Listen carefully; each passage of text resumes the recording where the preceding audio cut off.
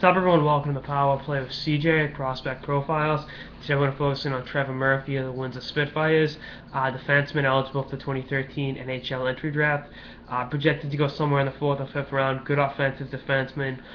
Between Peterborough and Windsor this year, had 9 goals, 19 assists for 28 points in 65 games, and was combined minus 37.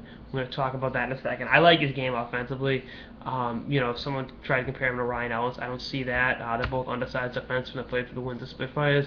Ellis's game's a lot better, I think, and that's no disrespect to Murphy. But I look at the Windsor Spitfires here, and they were a major disappointment of a team, missing the OHL playoffs entirely. They had a really talented crew of guys, and I think it reflects poorly on Murphy, on Kirby. I think the defensemen were bad. I mean, Murphy, Nick Ebert, who was, last year's major draft free-faller, they're both minus 30 something. I think between the two they're minus 70, which is nothing to laugh at. And I think you look at the the leadership up front with Rochelle, with Bradyville, guys like that, and why wasn't this team in the playoffs? And that's what you got to ask yourself.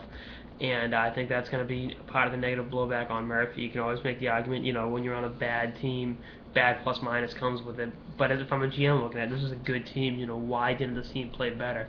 And that's going to hurt his draft stock, and I think his size also will too. But I think if Windsor comes back next year and plays very well, if the defensemen step up, if Murphy takes necessary steps forward, if another former Peterborough Pete, Slater Kokuk comes back healthy and plays well for them, if Nick Ebert finally realizes his potential and how good of a hockey player he can be, that blue line should be pretty good, and I think he'll develop better. I think he can be a good steal. I just think the one issue is why didn't this team play better, and how many bad habits were picked up, and will those bad habits follow him around? That's something that you got to be asking yourself. But I like his game offensively, good shot, can move the puck pretty well. And like I said, good program in Windsor. Just last year wasn't there, or this year wasn't their year.